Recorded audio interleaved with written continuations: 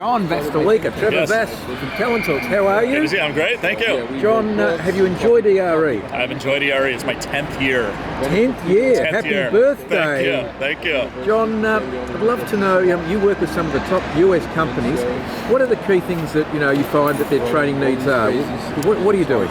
So I think two areas are showing up most. One is around sourcing, no surprise. So the biggest challenge for most recruiting functions when they get feedback from the business is they want better candidates, they want better candidates faster. And a lot of companies we work with, certain jobs are pretty easy to source for, others are hard and getting harder. And even though we have all these great tools available to them, there's issues around not only finding them, the techniques to find them, but more importantly in how you engage them, right? Because people that are good get bombarded with recruitment messages from recruiters. So that's a big piece. And then the second one, I think, is even bigger, and it's our most popular training program right now, which is really focused on managing those hiring manager relationships and learning how to set and manage expectations with unrealistic hiring managers, pushing back, really being a leader around the recruitment process versus just, frankly, being a good customer service focused recruiter who listens and runs and tries hard to do their best. We really need recruiters that are really leading managers, leading that relationship more. So John, on that line,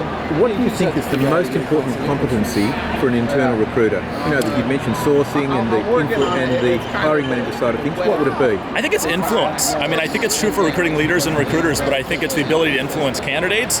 But even more importantly, I think it's to be able to turn around internally and look at the interviewers and hiring managers you work with and influence them. Sometimes the influence is getting them to think about a bigger, broader profile for the candidate, is to consider a candidate that doesn't meet exactly what you're looking for, but thinking a little bigger. Sometimes influence is around, getting a manager to stop doing, frankly, what can be a pretty stupid interviewing process.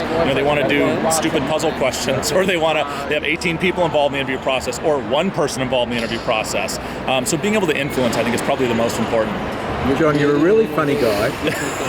What is the one thing that you would advise an internal recruiter to do to kick on, to improve? What it is they're doing? One thing. One thing to improve. I will tell you, all evil in the world in recruiting starts with poor intake strategy sessions with the hiring manager. So even though it takes time to schedule a meeting when a new rec is open and sit down for 20, 30, 45 minutes, all evil that happens in the world of recruiting, I can usually tie back to a poorly executed strategy meeting. So I would say spend more time on that. John, thank you very much for your time. Thanks, Trevor. I've loved it. Take care. Thank you.